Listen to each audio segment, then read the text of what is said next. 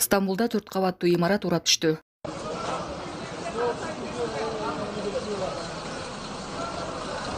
Бишкек шаарында Фурманов көчөсүндө Матиз үлгүсүндөгү унаа күйүп кеткен. Видео 1-июнь Чыңгыз Айтматов проспектисине жакын жерде тартылган. Булак Сокол медиа. Жана башка жаңылыктар түрмөгү видеого лайк басып, Манас ТВ каналга катталып, акыркы жаңылыктардан кабардар болуп туруңуз.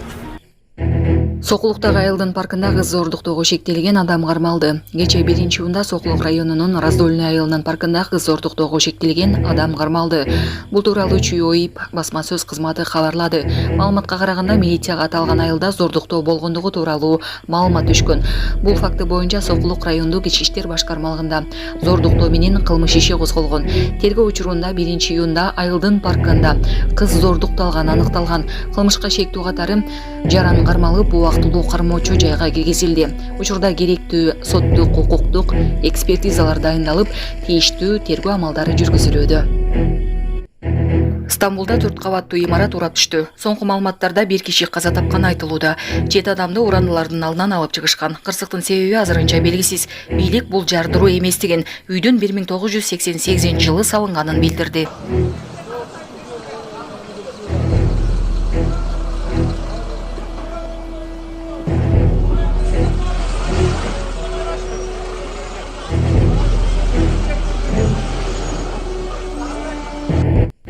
Чүйдө жарандарды 2,8 миллион сомго алдап кеткен шектүү кармалды. Өзгөчө ири өлчөмдө алдамчылыкка шектелген жаран кармалганын Чүй облустук ички иштер башкармалыгынын басма сөз кызматы билдирди. Маалыматка караганда, Сокулук РИИПке жоопкерчилиги чектелген компаниясынын директору жаран арыз менен кайрылган. Анын айтымында аталган ишкананын сатуу бөлүмүнүн башчысы кардарларды алдап, алардан 2 миллион 837 миң сом өндүрүп, андан соң изин жашырып кеткен. Бул факты алдамчылык менен кылмыш иши козголгон. Милиция кызматкерлери кылмышка шектүүнүн өздүгүн аныкташкан. Ал 1975-жылы туулган жаран болуп чыккан. Шектүү кармалып, убактылуу кармоочу жайга киргизилген. Учурда тергөө иштери уланууда.